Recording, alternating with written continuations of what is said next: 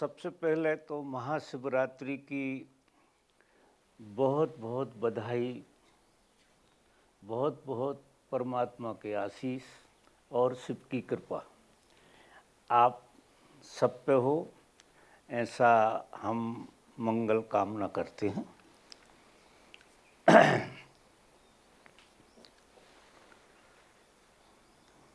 आज शिवरात्रि से कुछ जुड़ा हुआ प्रश्न आया है। ऐसे तो अच्छी बात है, आज शिव की चर्चा करना बड़ी अच्छी बात है। और फिर ये कहीं से किसी को उपज गया होगा ये प्रश्न। तो क्या लिखते हैं, क्या शिव भी कृष्ण और बुद्ध की तरह भौतिक शरीर में मौजूद थे? उनके माता पिता का कहीं कोई उल्लेख नहीं है और उनकी मृत्यु का भी कोई वर्णन नहीं है। कृपया शिव के व्यक्तित्व पर प्रकाश डालने की कृपा करें। शिव का जो तत्व हम सभी में विराजमान है, कृपया उस पर भी प्रकाश डालें, ऐसा प्रश्न है।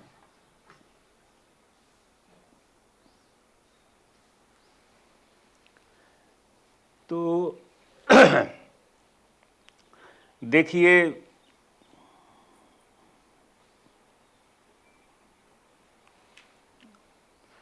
सत्य को जिन्होंने भी अनुभव किया है अपने जीवन में, वो ऐसा कहते हैं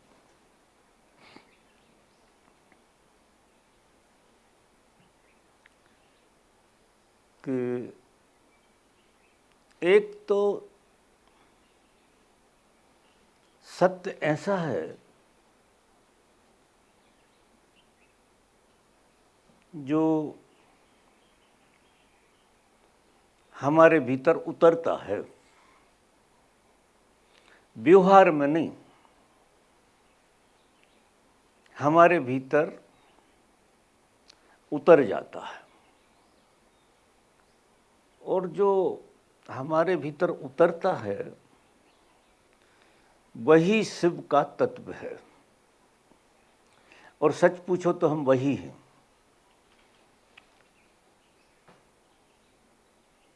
फिर सत्य को लौकिक व्यवहार में जब लाना पड़ता है तो वो रूप में हम बांधते हैं। जिनने जाना है वो भी रूप में बांध लेते हैं।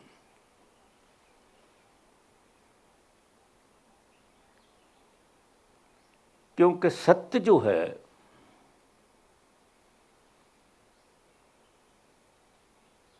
समझाया नहीं जा सकता, कहा नहीं जा सकता, तो फिर उसको कैसे कहें? तो हम लौकिक रूप में उसको उतार देते हैं। और लौकिक रूप में जब हम उतारेंगे तो उसमें हमारा मन ज़्यादा काम करेगा, सत्य की सुगंध कम और हमारे मन की सुगंध ज़्यादा होगी। तो जो प्रश्न पूछा है कि शिव तत्व क्या है, ये मूल बात है। शिव तत्व क्या है? तो उसका अगर परिभाषा में बांधना हो तो ऐसा कहेंगे कि वो ज्योति स्वरूप है। परिभाषा में बांधना हो तो ज्योति स्वरूप कहेंगे हम उसे। ज्योति कहाँ से आती है और कहाँ चली जाती है, ना तो उसके आने का पता होता है और ना उसके खो जाने का पता होता है। हमारे ही आँखों के सामने प्रकट होती है कुछ तरकीब से। जैसे आप दिया जलाते हैं,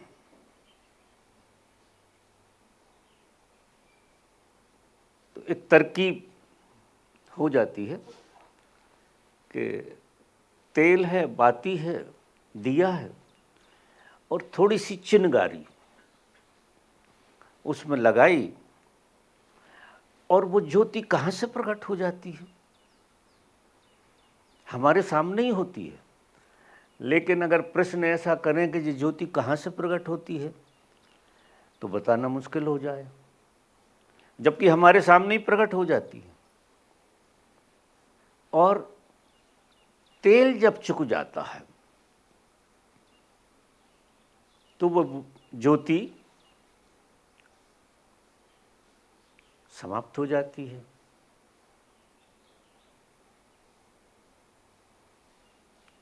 ज्योति का स्वभाव ऊर्ध्वगमन का है। ज्योति का स्वभाव ऊर्ध्वगमन की यात्रा में ज्योति रहती है। उसे अगर उल्टा भी कर दो तो वो अपना स्वभाव नहीं खोएगी, वो तो ऊर्ध्वगमन की तरफ ही जाएगी ज्योति।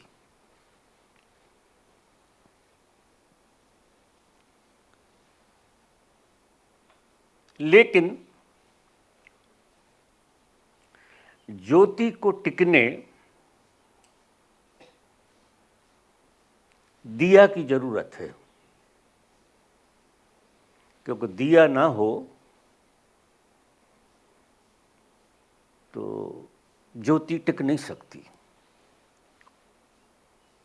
दिया होना बहुत जरूरी है, जो आधार बने। जब इस ब्रह्मांड में कोई नहीं था, कोई नहीं,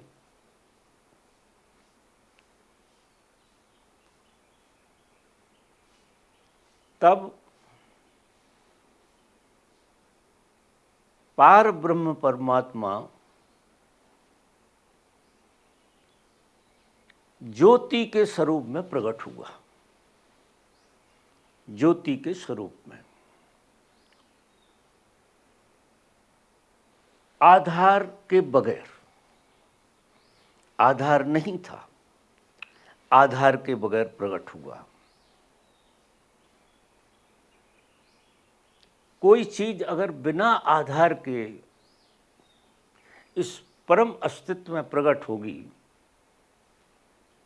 तो वो घूमती रहेगी, घूमती रहेगी, पूरे ब्रह्मांड में उसकी यात्रा चलती रहेगी, वो कहीं टिकेगी नहीं। फिर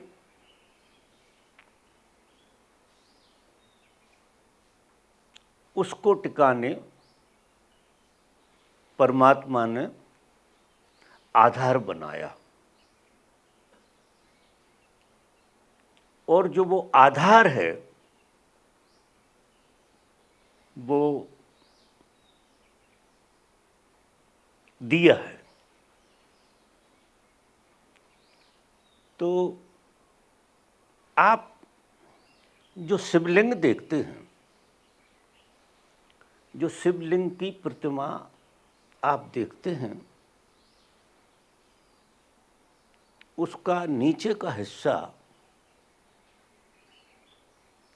दिए का है, वो दिया बन गया, और ऊपर का हिस्सा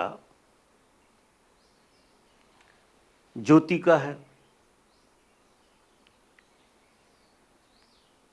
तो दिया ज्योति को आधार लेके ठहरना शुरू किया, वो ठहर गया। और परमात्मा दो रूपों में बट गया, एक आधार और एक ज्योति।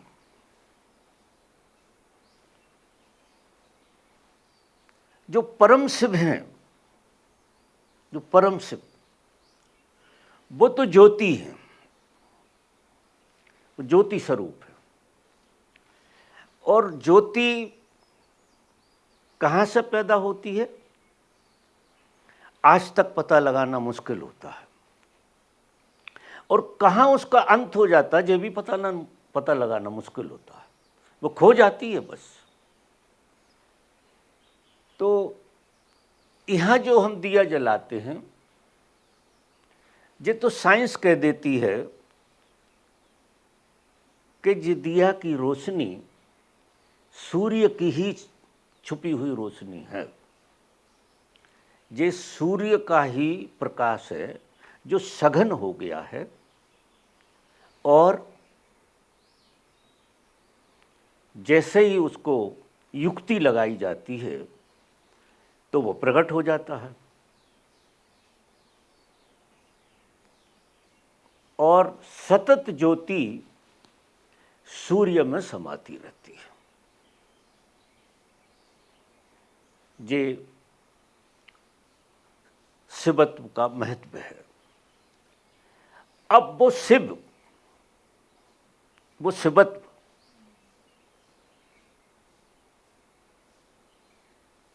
और सृजन करता है। तो फिर महादेव का जन्म होता है। ऊपर का हिस्सा महादेव का जन्म ले लेता है, नीचे का हिस्सा पार्वती का। लौकिक व्यवहार में, लौकिक दुनिया में, प्रचलन में ज्यादा शिव और पार्वती की बात होती है। शिव और पार्वती के भी माँ बाप कहीं नहीं। ये कहा है पहाड़ पे कि वो हिमालय पुत्री थी, ये कहने की बातें हैं। वो असली में ग्रेविटी थी, ग्रेविटेशन की ऊर्जा थी वो।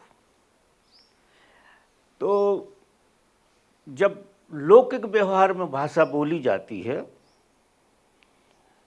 तो साइंस की भाषा से उनको कुछ लेना देना नहीं होता है। वो पुराण की भाषा का उपयोग करते हैं और वो कहते हैं कि वो ग्रेविटेशन की शक्ति है। एक शक्ति पहले पैदा हुई जो घूम ही रही थी, सिर्फ घूमती थी, ज्योति का रूप था उसका। दूसरी शक्ति ग्रेविटी की शक्ति, और उस शक्ति में जो शक्ति आकर ठहर गई तो शिवलिंग बना। तो कोई भी व्यक्ति, आज चूंकि शिवरात्रि का दिन है और किसी का प्रश्न भी ऐसा है, तो आज का त्योहार दो तरह से मनता है। लोक प्रचलित जो है वो तो ये है कि शिव जी का विवाह हुआ। इस सत्य है भी और सत्य नहीं भी है कि शिव जी का विवाह हुआ। लेकिन किसी महापुरुष की लोक भाषा में जब हम व्याख्या करते हैं तो हमारे अनुकूल हम उस परंपरा को डालने की कोशिश करते हैं। जैसे हमारे विवाह होते हैं और शिव और पार्वती का रूप भी चूंकि हमारे ही मन खड़ा करेगा तो हमने अपने जैसा बना दिया उनके लिए। लोक व्यवहार की भाषा शुरुआत के लिए अच्छी होती है और ज़्यादा देर तक अगर इसकी मान्यता में आप लगे रहेंगे तो वो जो परम तत्व है, जो शिव है, वो आपको समझ में नहीं आएगा। फिर ये चीज और नीचे उतर गई, प्रकृति बन गई। प्रकृति बन गई और फिर हम स्त्री पुरुष हो गए। फिर ये दोनों शक्तियों ने एक स्त्री का रूप धारण कर लिया और एक ने पुरुष का रूप धारण कर लिया। क्योंकि और सच पूछो तो जब स्त्री का रूप धारण कर लिया और पुरुष का धारण कर लिया तो उन शिव को अपने अनुकूल बना के बिठा दिया, जिसका नाम महादेव और पार्वती। वो हमने आराध्य बनाए। तो आराध्य जो भी बनाते हैं लोग, वो अपनी शक्ल में बनाते हैं आराध्य। और आप देखो, अगर चीनी आदमी बनाएगा तो चीन वालों की शक्ल का आराध्य बनाएगा वो देवता, वो भगवान उनका उनकी शक्ल का होगा। कोई दूसरे लोग बनाएंगे तो दूसरे की शक्ल का होगा। हमारे सनातन में, सनातन धर्म में हमने उसका प्रतिबिंब हमारी तरह बनाया। तो शिव जो है पुरुष देह के प्रतीक हो गए और पार्वती जो है स्त्री देह के प्रतीक हो गई। और फिर दोनों से मिलकर संतति का खेल शुरू हो गया। कहते ऐसा है कि शुरुआत वहां से हुई। हम सब शिव की संतान हैं। हम सब जितने जीव हैं, मनुष्य ही नहीं, मनुष्य ही नहीं, कीड़े से, एक चींटी से लगा के हाथी तक और अमीबा से लगा के बड़े बड़े पेड़ों तक, बड़े बड़े जानवरों तक, ये सब शिव का ही खेल है। ये शिव और पार्वती की ऊर्जा का खेल है। अब धीरे धीरे उतरते उतरते उतरते उतरते वो जो तत्व की पहचान खोने लगी। जैसे ही हम और एक पीढ़ी उतरे तो महादेव पार्वती की भी बात थोड़ी नीचे आ गई। फिर हम मनुष्य हो गए और जब मनुष्य हो गए तो हम एक दूसरे में ही उलझ गए। अब हमसे ऊपर कुछ है ही नहीं, जैसे हम ही सब कुछ हो गए। हम ही रचना कर रहे हैं संसार की, ऐसा हमें भ्रम हो गया। इससे बड़ी भारी पीड़ा हो गई, क्योंकि ब्रह्म जो है मनुष्य हो गया और उसका ग्रेविटी वाला जो पार्ट था वो स्त्री हो गया और ज्योति वाला पार्ट था वो पुरुष हो गया। और फिर ये रामायण जो भी चल रही है ये सब ऐसी चलती रहती है। लेकिन मूल को भूल गए। मूल तत्व क्या है हमारा, वो हम भूल गए। फिर मिलते हैं गुरु।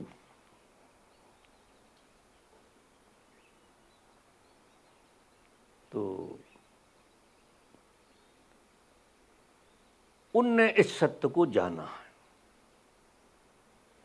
वो इस सत्य को जानते हैं कि इस संसार में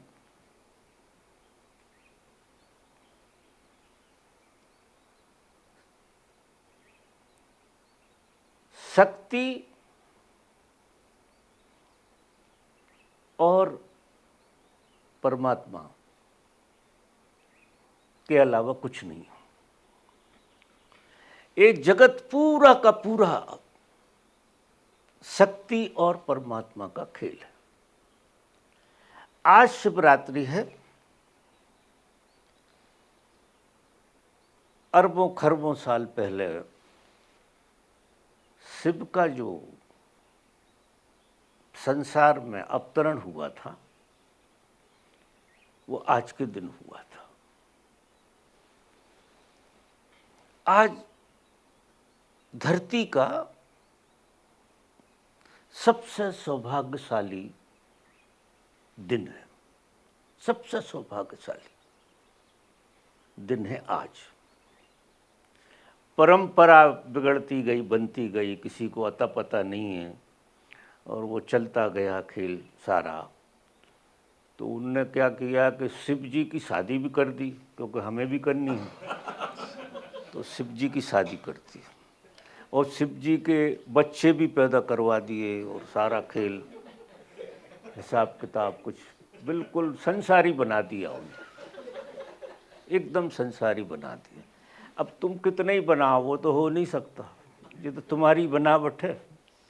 शिव को तुम थोड़ी बनाओगे, तुम्हें शिव ने बनाया और अब मजा देखो, तुम शिव को बना रहे हो।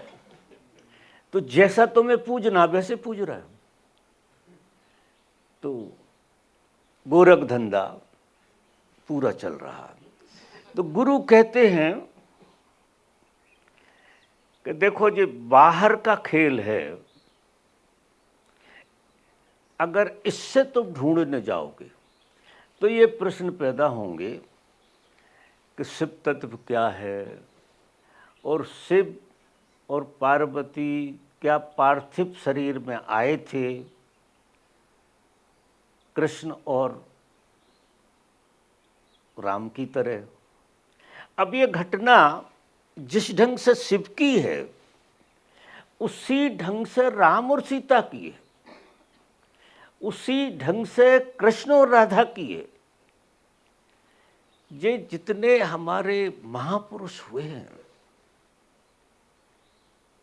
नाम बदल गए, युगों में नाम बदल जाते हैं, तो हम उनको अवतार कहने लगते हैं कि वो तो अवतार हैं, ये नाम बदल जाते हैं। और उस अवतार के लिए लौकिक भाषा में जिसने बांध लिया है तो वो लौकिक भाषा से फैल बहुत जाता है लेकिन आत्मा सिकुड़ जाती है। राम की वजह से धर्म बहुत फैला, सबसे ज़्यादा धर्म फैला राम की वजह से, क्योंकि उनके साथ लक्ष्मी का जो रोल था वो सबको बहुत पसंद आया, हम सबको बहुत पसंद आया। तो हमें सबसे ज़्यादा प्रीतिकर राम लगे। शिव उनको पसंद हैं। देखिए, शिव की पूजा वो करेंगे और शिव तत्व को वो ढूंढेंगे जो मिटने को तैयार है, क्योंकि वो ज्योति स्वरूप है और ज्योति तो मिटती है। तो ये 12 ज्योतिर्लिंग जो बने हैं वो इसी का प्रतीक है। तो शिव की पूजा में या शिव की साधना में हमें अंधेरे से गुजरना पड़ता है। राम की साधना में हमें प्रकाश से गुजरना पड़ता है। तो बड़ा सरल लगता है क्योंकि बड़ा पसार दिखता है, वो मनोरंजन इतना है जिसका कोई हिसाब नहीं। रामचंद्र जी वाली यात्रा में विष्णु का अवतार है। तो शिव से हम वहीं तक चलते हैं कि डरते हैं उनसे, नाराज ना हो जाएं, तो उनके हाथ जोड़ लेते हैं। उनके साथ चलने कोई तैयार नहीं होता। मंत्र सारे पढ़ लेंगे, सारी खेल कर लेंगे। कारण क्या है कि अगर शिव के साथ तुम चले, बहुत दूर तक चले, तो तुम्हें पार्वती अखरने लगेंगी, क्योंकि शिव जो है स्वयं प्रभु हैं, स्वयं परमात्मा हैं, और वो अकेले होने से इतने राजी हैं कि 87 साल तक वो यात्रा में बैठे रहेंगे। ये महादेव की बात कर रहा हूँ, महादेव की। शिव तो यात्रा के ऊपर की बात। अब देखिए, शिव किसका भजन करते हैं? तो वो कह देते हैं राम का भजन करते हैं। फिर राम किसका भजन करते हैं? विष्णु किसका भजन करते हैं? तो वो कहते हैं शिव का भजन करते हैं। असली में ये दोनों उसका भजन करते हैं। जहाँ से ये दोनों उतरे, एक युग में ये महादेव की तरह उतरे, दूसरे युग में ये विष्णु की तरह उतरे, और जो ब्रह्मा जी हैं उनको कहा तो ये जाता है कि वो बड़े ज्ञानी हैं, लेकिन पुराण ऐसा कहते हैं, शास्त्र ऐसा कहते हैं कि इस जगत में ये जो ज्योति है ये ज्ञान स्वरूप है। प्रकाश क्या करता है? ज्ञान पैदा करता है, वैराग्य पैदा करता है, मिटना सिखाता है। तो जो प्रथम थे उन्हें हम जरा पीछे छोड़ दिया, क्योंकि मिटने का काम जरा बाद में हो, पहले बनने का हो जाए। तो हमने क्या किया, शिव को पीछे कर दिया और विष्णु को पहले ब्रह्मा को कर दिया। सबसे पहले ब्रह्मा, उनने सृजन किया और अज्ञान में किया। शास्त्र ऐसे कहते हैं कि ये जो ब्रह्म विद्या है, जो परम विद्या है, जो गुह्य विद्या है, पहले अज्ञात से उतरी। उसका कोई, जिस तरह से परमात्मा का कोई पता नहीं है, उस तरह से ज्ञान का भी कोई पता नहीं है। वो अदृश्य है, क्योंकि पार ब्रह्म है ज्ञान, पार ब्रह्म से उतरता है, तो बिल्कुल अदृश्य है। तो पहले व्यक्ति में उतरी, वो व्यक्ति ना के बराबर थे। व्यक्ति थे नहीं असली में, ना के बराबर थे, बहाना थे। उतरने के लिए कोई एक्सक्यूज चाहिए था। वहाँ से ये सिलसिला शुरू हुआ। फिर उस ऋषि का नाम अंपातरम, जो पहले ऋषि को उतरा, उनने ये विद्या ब्रह्मा को दी, और ब्रह्मा सृष्टि बना चुके थे। इसके बाद उन्हें ज्ञान हुआ कि मैंने जो क्या कर दिया ब्रह्मा को। सृष्टि पहले बन गई और ज्ञान बाद में प्रकट हुआ। तो उनने जो है, अब इससे निकलने का उपाय क्या है? मेरा तो धंधा चालू हो गया, अब बंद कर नहीं सकते। आज तक खेल चल रहा है ब्रह्मा जी का। तो फिर क्या हुआ, उस ऋषि ने ब्रह्मा को दिया, और ब्रह्मा ने कहा कि भूल हो गई, तो उनने वो विद्या, क्योंकि अब मेरे काम की विद्या रही नहीं, मैं तो धंधे में फंस गया, तो उनने ये विद्या दी दूसरे ऋषि को, कहते हैं रैकब ऋषि को। और रैकब ऋषि ने दी राम को।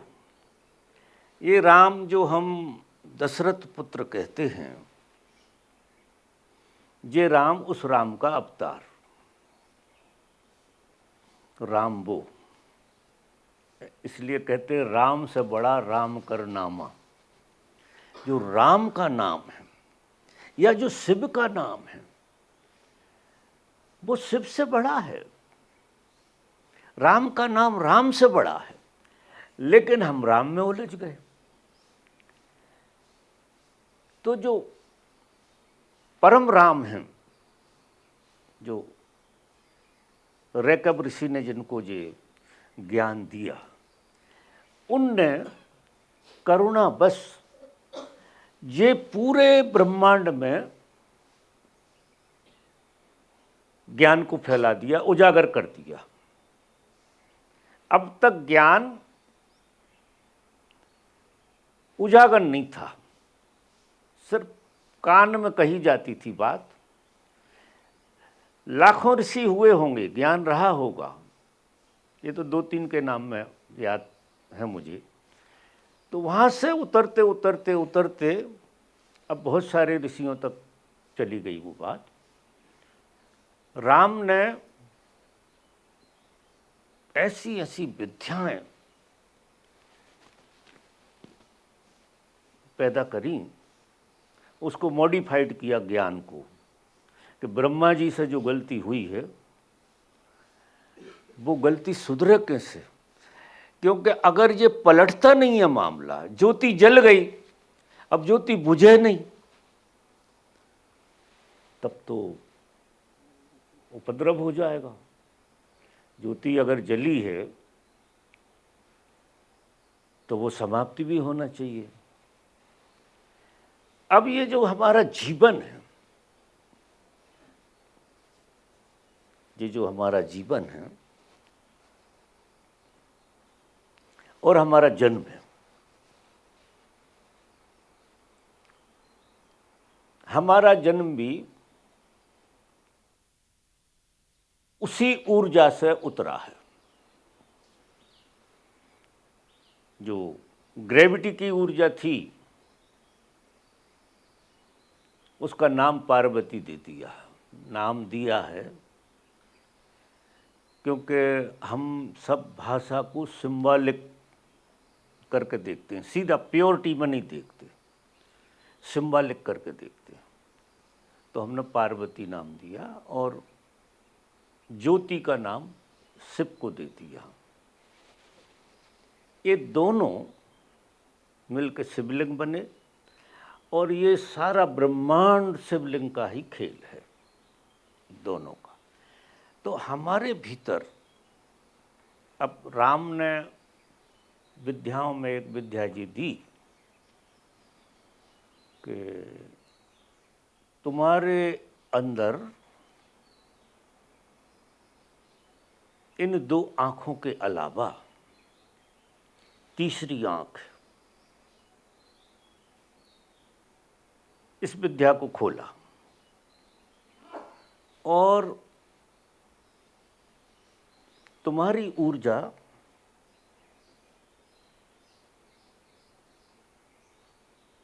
रूपांतरित होती हुई, अब जो ऊर्जा ग्रेविटी की और ज्योति की, दोनों ऊर्जाएं हमारे भीतर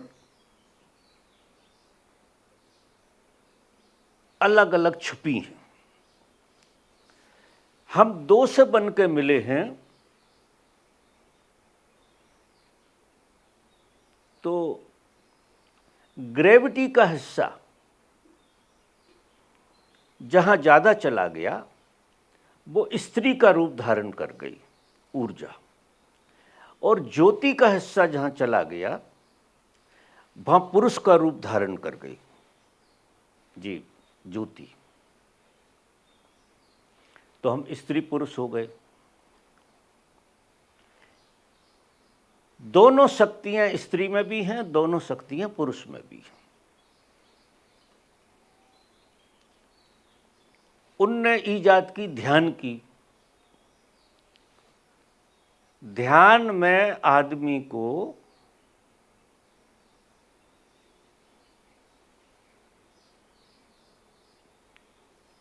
जहां से जो शक्तियां 1 से 2 हुई थी, बहुत ऊपर जाकर, बहुत ऊपर जाकर, जहां से जो शक्तियां 2 रूप में, ग्रेविटी और प्रकाश पुंज में, ज्योति में प्रकट हुई थी, वे दोनों इकट्ठी होकर एक हो जाएं। यहां से जाओगे तो ना तो महादेव मिलेंगे, ना पार्वती जी मिलेंगे। उधर से आओगे तो ये सब माया का खेल तुमको देखना पड़ेगा, और उसमें आपको लंबा पसार है उसमें, उधर से लौटने में। लेकिन यहाँ से जाने में लंबा पसार नहीं है। यहाँ से जाने में बहुत ही सरल सुगम उपाय है, जो कठिन दिखता है। कठिन क्यों दिखता है कि बाहर हम जिस पृथ्वी पे खड़े हैं वहाँ ग्रेविटी बहुत है। तो हम क्या करते हैं, व्यवहार में सबसे ज़्यादा ग्रेविटी को जीते। तो भगवान भी एक विधि की बात कह रहे थे कि तीसरे आँख को जगाने की बात भगवान ने बताई है ओशो ने, कि कोई व्यक्ति साधना में, और सबसे कामयाब विधि है वो दिया जलता हुआ सामने रखना।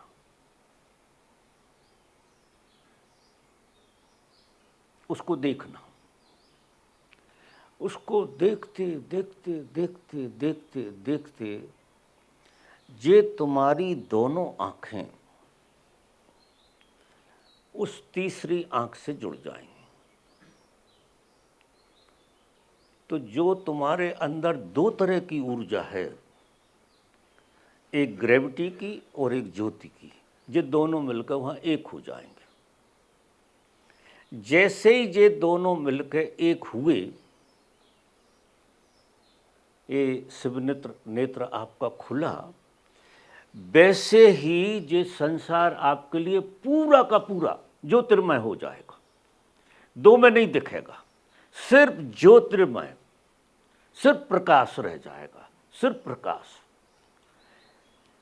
जैसे ही आपकी ये तीसरी आंख जागी, तीसरी आंख के जागते ही आपके अंदर से व्यक्ति बोध मर जाएगा, व्यक्ति नहीं बचेगा, और आपके अंदर ब्रह्म बोध पैदा हो जाएगा, परमात्मा बोध पैदा हो जाएगा। वहां जाके आपको पता लगेगा शिवत्व क्या है। अब आप शिवत्व में, तो आप महादेव को नमस्कार करते चले जाओगे कि उनने अगर यहाँ तक पहुँचाया नहीं होता, विष्णु भगवान ने और ब्रह्मा जी ने, तो सबको नमस्कार करोगे। लेकिन कृपा सबसे ज़्यादा हुई शिव की, कि उनने मिटने का, साधना में आदमी ज्योति हो जाता है, ज्योति की तरह हो जाता है, और खुद जलता है। और वासनाओं का जो तेल है, जलने के लिए जो वासनाओं का तेल है, जब तक वासनाओं का तेल है, जब तक ये ज्योति, ये शरीर कुछ नहीं है। ये जो शरीर आप देख रहे हो, ये गहरे ध्यान में जाओगे तो एक ज्योति बनेगा। जब संसार में तुम पसार कर रहे हो इस तरफ, तो तुम्हें ये खेल बिल्कुल पता नहीं लगेगा, क्योंकि तुम फैलने वाला खेल कर रहे हो। ब्रह्मा वाला और विष्णु वाला, कि फैल रहे हो और विष्णु को हाथ पैर जोड़ के तुम उसे संभाल रहे हो।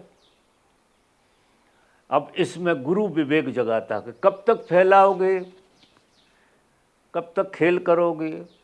और वो कहता है कि अब तक नहीं संभल पाए तो अब आगे कैसे संभल जाओगे। हम क्या है, असुरक्षा सुरक्षा के खेल में फंसे रहते कि हम पैदा हो गए तो हमें सुरक्षित कैसे करें, तो विष्णु की जरूरत है। अब उनकी पूजा करो, प्रार्थना करो, और वो सब वरदान है उनके पास, देने की क्षमता है। तो वे तुम्हारा सब कुछ करते जा रहे हो, तुम पाते जा रहे हो और डूबे जा रहे हो। लेकिन तुम्हें जो अकल ही नहीं आ कि जो गोरख धंधा कब तक करते जा रहे हो।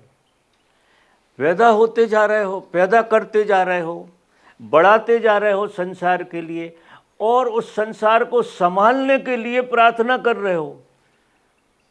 तो कुछ इकट्ठा करते जा रहे हो, सुरक्षा के इंतजाम करते जा रहे हो। तो ये शिव की यात्रा कब पूरी होती, चालू होती है? शिव की यात्रा, ये दूसरी यात्राओं में तो तुम्हें ब्रह्मा का रोल तो पैदा होने का है और आगे बढ़ाने का है, विष्णु का रोल संभालने का है। वो है परमात्मा, खेल है जो पूरा का पूरा। तो आज शिवरात्रि है तो मुझे जो खेल खोलने में मज़ा आ रहा है मैं आपको जितना मैं बता नहीं पा रहा हूँ जो सच में है, लेकिन मैं थोड़ा सा प्रयास कर रहा हूँ कि आपको हल्का सा समझ में बैठ जाए ये खेल पूरा। तो जो निरालंब और निराश्रय हो जाए, अब सूत्र जी कहेगा निरालंब और आपका कोई आसरा न बचे, सब आसरे छूट जाएं आपके, आप किसी आश्रय के गुलाम ना हो, किसी आश्रय के, और कोई भी आलंबन, आप अकेले हो जाएं, अकेले। मैं ये नहीं कह रहा हूं कि घर छोड़ कर भाग जाओ, चित्त से अकेले हो जाओ। अब चित्त से अकेले होने के लिए आपको ध्यान की जरूरत है। ध्यान क्या करता है कि आपको चित्त में अकेला ले जाने की कोशिश करता है, और चित्त की जितनी भी जाती चीजें हैं वो हटाता चला जाता है। तुम चित्त में अकेले हो जाओ। जब अकेले चित्त में तुम हो जाओगे तो तुम्हें जैसे भमरा आतुर होता है, पतंगा आतुर होता है ज्योति में जलने के लिए। तुम्हारा अहंकार, तुम्हारा जो अहंकार है, अब ये सारी रामायण में घूमने से तुम्हारा एक झूठा अहंकार, झूठा भगवान तुम्हारे अंदर पैदा हो जाता है, जिसका नाम है अहंकार। ये सारे खेल में तो वो अहंकार ही भगवान बना रहता है, और वो भगवान को भी खुद को हिस्स-पुष्ट रखने की पूजा करता है, विष्णु की, ब्रह्मा की। लेकिन गुरु की कृपा से अगर तुम निरालंब और निराकार, निरा आश्रित होते चले जाओ, जो भी सहारे हैं सब छोड़ते चले जाओ, चित्त में से चित्त को शून्य कर दो। चित्त में एक आदमी की भी आपको जरूरत नहीं है, और एक दिन जीने की जरूरत नहीं है। तो आश्रय ढूंढने की क्या जरूरत है, फिर आलंबन की क्या जरूरत है, क्योंकि एक दिन जीने की भी जरूरत नहीं है, सच में नहीं है। जिस तरह से जी रहे, जिस तरह से जी रहे हो उस तरह से एक दिन भी जीने की ऐसी समझ गुरु की कृपा से आती है, जिसे हम वैराग कहते हैं। गुरु की कृपा से ऐसी समझ आती है कि इस जगत में जैसे हम जी रहे हैं, ये गुरु की कृपा। एक दिन जीना मुश्किल है, क्योंकि एक दिन भी हम जीते हैं तो पीड़ा भोगते हैं यहाँ। सिवा पीड़ा के यहाँ कुछ है नहीं। और पीड़ा विरह की है, तुम्हारा और परमात्मा का बिछड़ना हो गया है। अहंकार का रूप लेके तुमने परमात्मा से बहुत दूर बना ली, बहुत दूरी हो गई अहंकार के रूप से। और जो तुम अपने आप को समझते हो या साधना भी करते हो, इसलिए अक्सर देखा होगा साधकों में अहंकार ज़्यादा दिखाई देता है। साधारण आदमियों की हिसाब से साधकों में अहंकार ज़्यादा पकड़ जाता है, क्योंकि यात्रा करने को भी अहंकार ने बिगाड़ा तो अहंकार को ही लगाना पड़ेगा। अहंकार को फुसलाता है गुरु कि यात्रा कर। अब तूने ये यात्रा करके तो सब देख ली, सब कुछ भंडारा करके देख लिया, हाथ में क्या रहा, झुंझुना, कुछ भी नहीं मिला, किसी को नहीं मिलेगा, आज तक नहीं मिला तो अब क्या मिलेगा।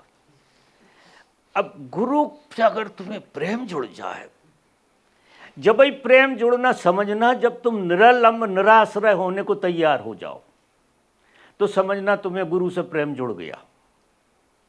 जब तक तुम आश्रय ढूंढ रहे हो, आलंबन ढूंढ रहे हो, तब तक तुम्हें भ्रम है कि तुम गुरु से जुड़े हो। गुरु आग है, आग, जलती हुई आग है, और तुम पतंगे हो जाओ, उसके प्रेम में पड़ जाओ कि कुछ रास्ता दिख गया जलने का। तो निरालंब और निराश्रय जैसे ही तुम हुए कि तुम जलने लगोगे। अब वो अहंकार ने जलना शुरू किया। जल तो वो वहां भी रहा था संसार में, लेकिन जब साधना में आओगे तो जरा ज्यादा जलता हुआ दिखेगा। अहंकार जलता तो धुआं उठता है, ऐसा लगता है। जब व्यक्ति मरता है, अहंकार मरता है, तो लपट बन जाते हो आप। और ये जब ऊर्ध्वगमन शुरू होगा तो वे दो ऊर्जाएं एक होने लगेंगी। और जब सारे आलम्बन छोड़ के ज्योति खड़ी होगी, सारे आलम्बन छोड़ के, तो ज्योति ने एक से दो का रूप ही धारण नहीं किया था, उस अवस्था में पहुंच जाएगी। वहां आपकी तीसरी आंख पे इकट्ठा हो जाएगा और वहां आपका मिलन, जहां से आप बिछड़े थे, ठीक वहां आपका मिलन हो गया। तो रचना उस तरह से होती है, उसमें करोड़ों साल लगे हैं तुमको यहां तक आने में, भटकते भटकते। चेतना वहां से जब गिरी तो गिरते बड़ी ऊंचाई से गिरी है, और बड़ी ऊंचाई से जब गिरती है तो जमीन पे भी बहुत गहराई तक चली जाती है। फिर यहां से उसका उठना, एक बार उठने के लिए क्या होना पड़ता है, जैसे हवाई जहाज चलता है या कोई और चीज का हवाई जहाज, ग्रेविटी के बाहर कोई चीज चली जाए तो अपने आप उड़ने लगती है, फिर उसे किसी चीज की जरूरत नहीं है। ग्रेविटी जो सारा जो दिखाई दे रहा, जो ग्रेविटी का काम कर रहा अभी आपको, अभी जो ग्रेविटी का काम कर रहा, तुम्हें रोकने का काम कर रहा कि तुम जा कहाँ रहे हो यहां से निकल के। लेकिन तुम्हें गुरु का बाण लग गया, ज्ञान का बाण लग गया तुम्हारी छाती में, जो रात दिन चिल्ला रहे। गुरु का बाण लगेगा तो ये ग्रेविटी जो है ना, छोड़ना शुरू कर देगी, क्योंकि तुम गुरु के प्रेम में पड़ गए। गुरु के जैसे जैसे तुम प्रेम में पड़ोगे, ये ग्रेविटी छूटती चली जाएगी तुम्हारी, और तुम्हारी ज्योति ऊपर की तरफ लो बन जाएगी। नहीं, आग तो है, आग तो तुम रहोगे, लेकिन तुमने देखा है कि न जल रही न बुझी आग, वो है हम। मजा देखो, जल रहे हैं, वासना के साथ हमारी जिंदगी जलती है, लेकिन ना तो नीचे गिर रही ना ऊपर जा रही, न राख हो पा रही और न ज्योति हो पा रही। तो वो क्या हो रही है, धुंधा रही है, उसमें धुआं निकल रहा है, क्योंकि उसे गीला करती रहती हैं वासनाएं, कामनाएं, और सबसे ज्यादा गीला करती है जीने की चाह, कि हम जीना, चाहे धुआं हो रहा हो हमारे भीतर, चाहे हम मर रहे हो, लेकिन जीना जरूर चाहेंगे। मरना कोई नहीं चाहता, क्योंकि मर के फिर क्या मिलेगा। तो लोग जल रहे हैं, धुआं हो रहा है भीतर, सपने बुरे आ रहे हैं, मरे जा रहे हैं, लेकिन ख्याल नहीं आ रहा। जब पीड़ा बहुत ज्यादा होती है तो तुम किसी को पुकारने लगते हो, और फिर तुम्हें गुरु मिलता है, तो वो क्या करता है कि उसकी ऊर्जा से इस धुंधल के धुएं को ज्योति में कन्वर्ट करवा देता है। सीधा नहीं, वो साधना बताएगा कि ऐसा करो, ऐसा करो। अब ये धुआं क्यों है, ये लपट क्यों नहीं बन रही? आश्रय के कारण, आलंबन के कारण। आपने सहारे छोड़ बना रखे हैं, वे सहारे आपके धुंधल के को ज्योति नहीं बनने दे रहे। धुंध आती रहती है और बदबू आती रहती है, और सबकी आंखों में लगती है। हर आदमी को खटकता है। यहाँ प्रेम प्रेम कहाँ होगा? धुआं में बैठे हो, धुआं ही तुम छोड़ रहे हो, धुआं ही दूसरा छोड़ रहा है। तो हम एक दूसरे की आंखों में धुआं फेंक रहे, और बातें मोहब्बत की करते। बातों से क्या होने वाला? धुआं छूट रहा है। अगर कोई आदमी तुम्हारे बगल में बैठा तुमसे नाराज हो रहा है, तो तुम धुआं छोड़ रहे हो, और कुछ नहीं।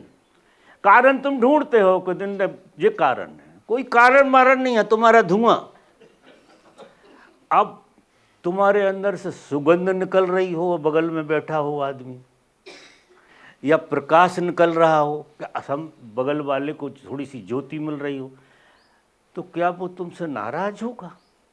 वो तुम्हारे प्रेम में पड़ जाएगा कि यार गजब आदमी है, इसके पास बैठ के तो हम बदल जाते हैं। हर आदमी ऐसी अवस्था में होना चाहिए, तब संसार स्वर्ग होगा। और हर आदमी धुंधा रहा है, ये स्थिति चल रही है अभी। तो मैंने वो शिवजी वाली बात इसलिए कही कि तुम थोड़े अलर्ट हो जाओ। वो विज्ञान बताया थोड़ा, और उस विज्ञान पर ज़्यादा ध्यान मत देना, इस विज्ञान पर ध्यान देना, क्योंकि वो तुम्हारे काम का नहीं था जो मैंने बोला था, लेकिन भूमिका बनाने के लिए बोला। ये तुम्हारे काम की बात कह रहा हूँ अब, क्योंकि पहले मुझे वो बातें करना पड़ती, फिर असली बातें शुरू करता। अगर जिस बातें शुरू से ही करता तो तुम सुन नहीं पाती मेरी बातें। तो निरालंब निराश्रय होने की कला सीख लो। अब कैसे? तो देखो, जितने कम से कम साधनों में आज जी रहे हो, उससे कम साधन में कल की तैयारी रखो। ऐसा नहीं एकदम तो मर जाओगे, मारना थोड़ी है मुझे, आत्महत्या थोड़ी करनी, एकदम में तो तुम मर जाओगे। तो तुम क्या करो कि आज देखो कि तुम कितना फैला रहा है तुम्हारा। अभी जनरली क्या होता है कि हम ये देखते हैं यार कल वो चीज़ की ज़रूरत है, अब यही है उपद्रव, ये धुआं करेगा। ये आपने धुआं के लिए ईंधन डाला कि कल आपको कुछ और चाहिए, इससे बात नहीं बन रही, ये धुआं डालने वाली है। अब ठीक बदल गई बात, पूरी पारी बदल गई कि आज जो है उससे थोड़ा सा कम अगर हो जाएगा तो कोई फर्क नहीं पड़ेगा। ग्रेजुअली, मोहब्बत से, बिल्कुल मोहब्बत से। आज कितने सहारे में जी रहे हैं, किस आश्रय में जी रहे हैं, उस आश्रय से कम सुविधाओं वाला आश्रय हो तो और भी ज़्यादा अच्छा रहेगा। क्योंकि बड़े लोग बाग घरों में उसमें जीते हैं, उपद्रव बना रखे हैं उनने, जिसे कहते हैं कंफर्ट जोन, वो नरक का जोन जो तुमने, और उससे उठ रहा धुआं, वो देख ही नहीं पा रहे कि वो कंफर्ट जोन में धुआं उठ रहा है, जले जा रहे हो, मरे जा रहे हो, कंफर्ट जोन, उसकी बात करते हो।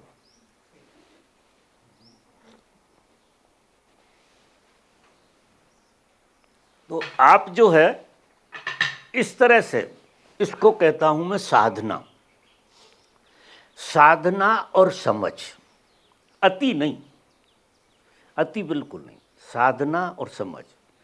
आज 4 जोड़ी कपड़े हैं, कल अगर 3 रह जाएं तो एक का जो धुआं था वो तो कम होगा कम से कम। धुआं मैं किसे कहता हूं कि तुम्हारे अलावा तुम्हें किसी की भी याद है, धन की, पद की, बच्चों की, बीवी की, और उपद्रव जितने भी हैं, ये सब यादें, ये सब यादें तुम्हें धुआं छोड़ती हैं।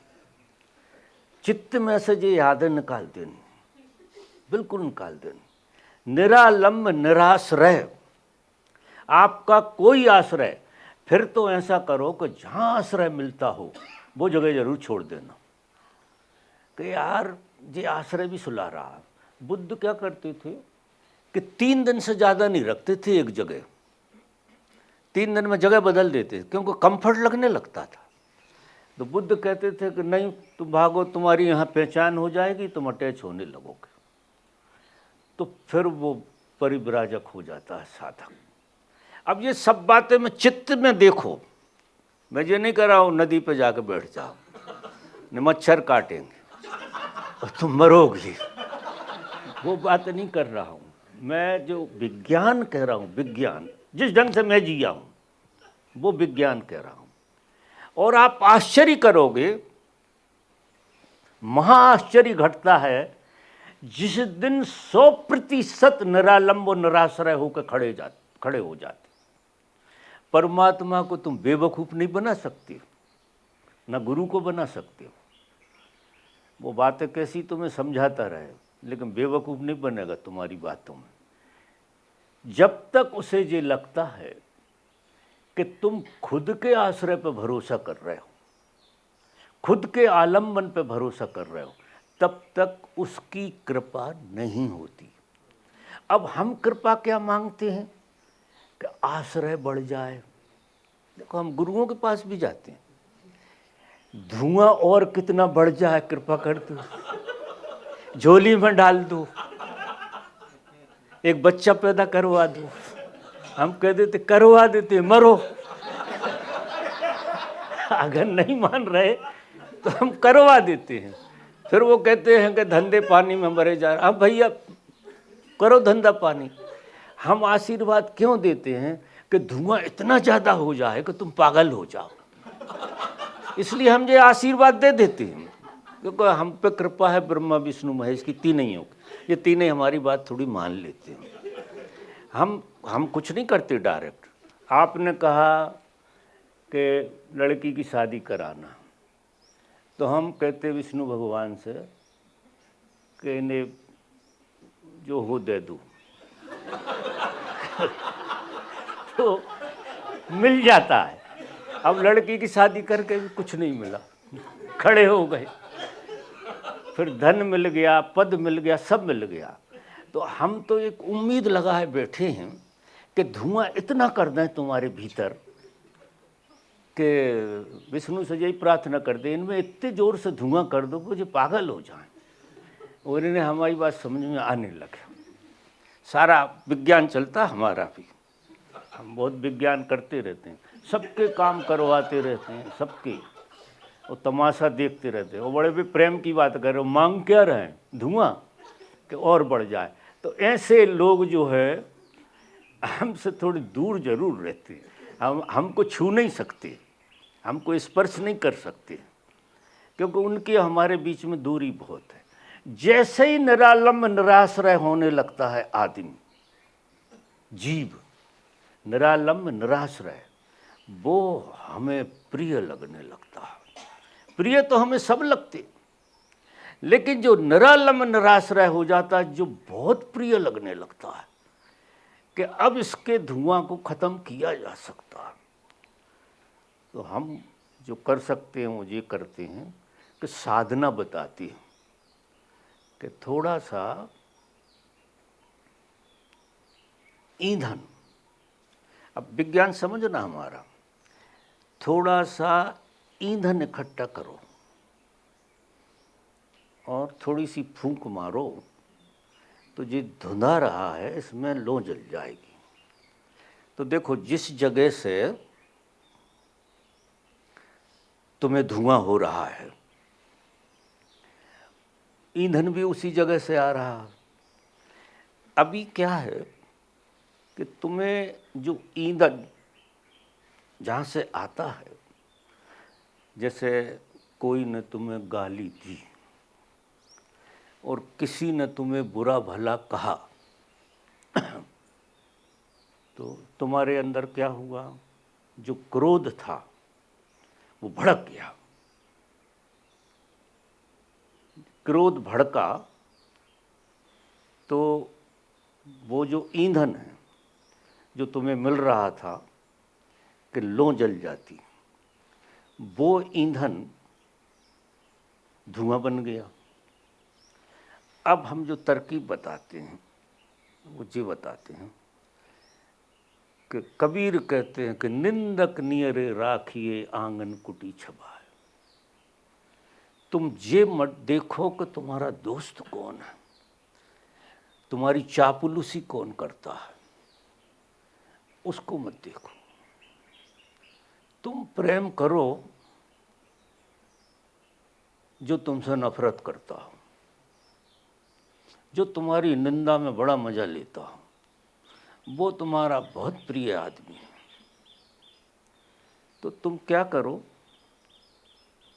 कि उसके ईंधन को स्वीकार लो कि तेरी बड़ी कृपा हुई, तूने गाली दी और तूने मेरे भीतर सोए हुए क्रोध को जगाया, तो तेरे को बहुत बहुत धन्यवाद।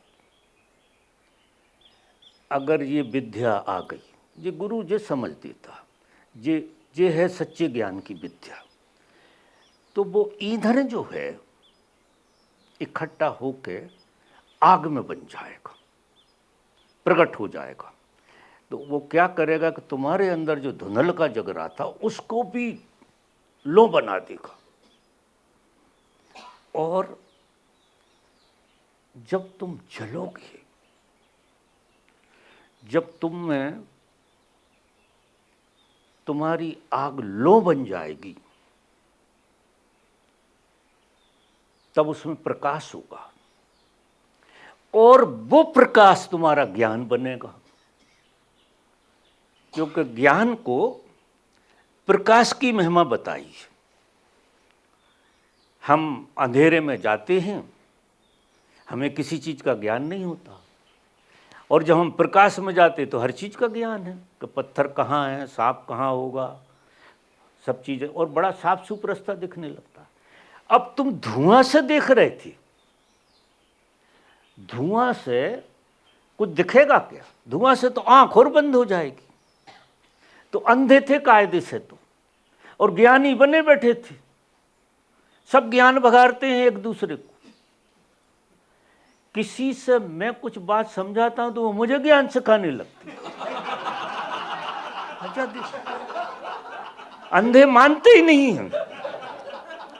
अंधे कहते हैं आप जो करें ऐसा नहीं है, मैं वैसा नहीं हूं, मैंने उस बात को ऐसे कहा था। बड़ा विचित्र खेल है। कभी कभी तो लोग हमको चुप करा देते, हम चुप हो जाते हैं कि ठीक है, अगर तुम खुश हो तुम्हारे ज्ञान से तो मरो, हमें क्या लेना देना। और अगर तुम दुखी हो तुम्हारे, अब ज्ञान अज्ञान बना है, धुंधल के में तुम्हें ऐसा लग रहा कि लाइट जल रही है और वो धुआं रहा है। और देखो, जीवन की आग तो वहीं से चल रही है। वो लो जो मैंने कहानी कही, वो तुम लो से धीरे धीरे धीरे धीरे इतना तुमने ईंधन डाल दिया उसमें इकट्ठा कि भी लो धुंधलके में बदल गई। तो आग तो नहीं मरेगी। जो कहते हैं कि तुम अमर हो, निश्चित मैं कहता हूं कि तुम अमर हो, लेकिन आग की तरह तो तुम अमर हो।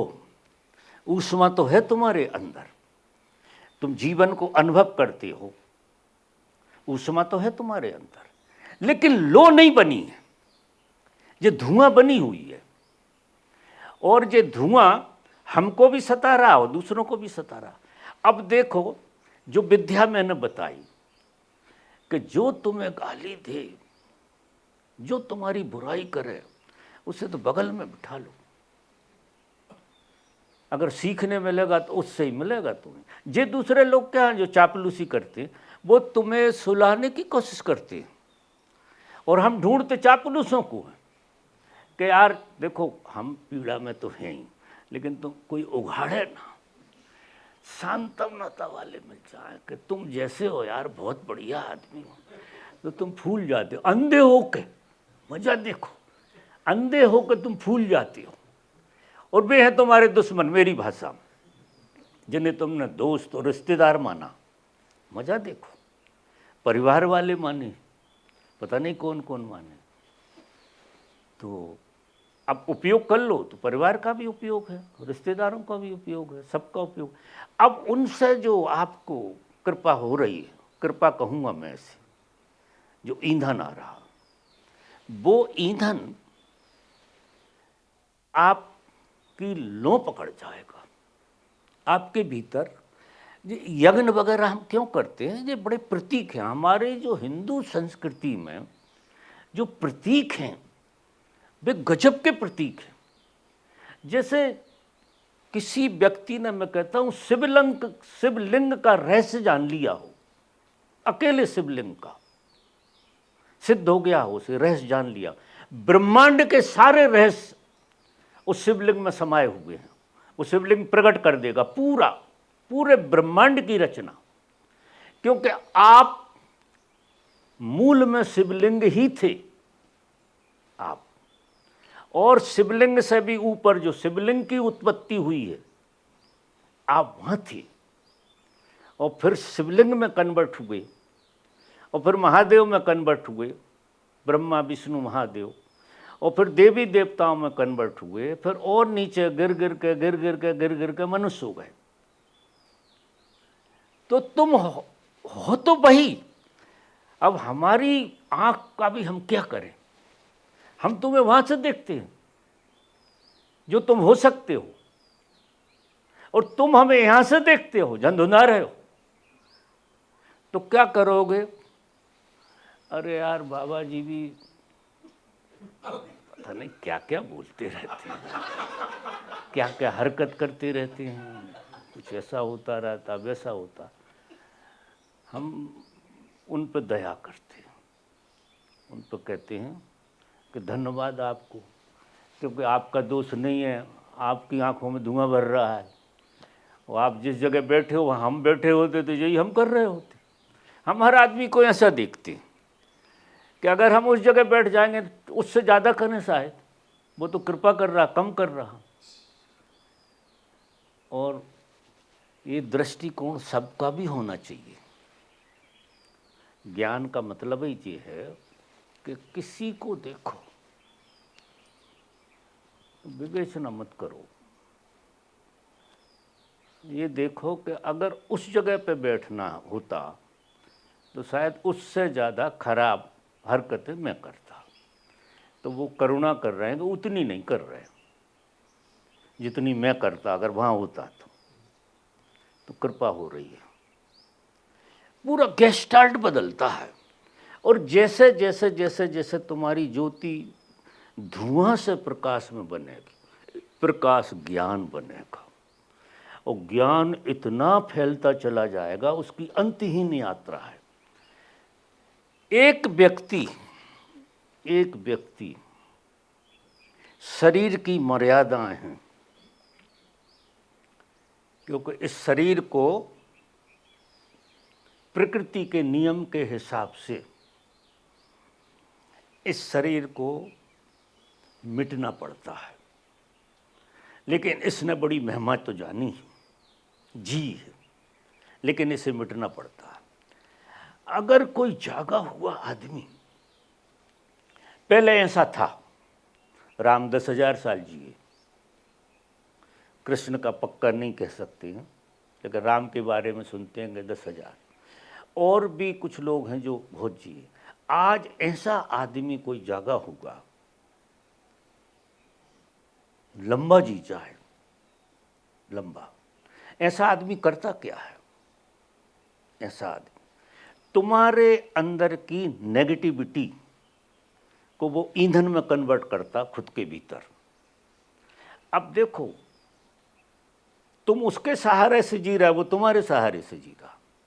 तुम उसके प्रेम के कारण जी रहे हो और वो तुम्हारी घृणा के कारण जी रहा, क्योंकि तुम्हारी घृणा उसे ईंधन का काम करे, उसे कला आ गई, उसे विज्ञान आ गया कि अंधेरे को, वहां कहते हैं तमसो मां ज्योतिर्गमय अस्तो मां सत्यगमय, जो असत्य है वही सत्य हो जाएगा, जो मरण धर्मा है वही अमर हो जाएगा, जो अंधेरा है वही प्रकाश हो जाएगा। क्यों? कि अंधेरे को पहचानने की कला आना चाहिए, तो वो प्रकाश में कन्वर्ट हो जाएगा। तो ये संसारी आदमी को इस तरह से काम कर रही है कि वो ईंधन उनके लिए धुआं पैदा कर रहा है। जागे हुए आदमी को वो ईंधन तो वो ही रहेगा, क्योंकि लोगों के बीच में रहेगा ना,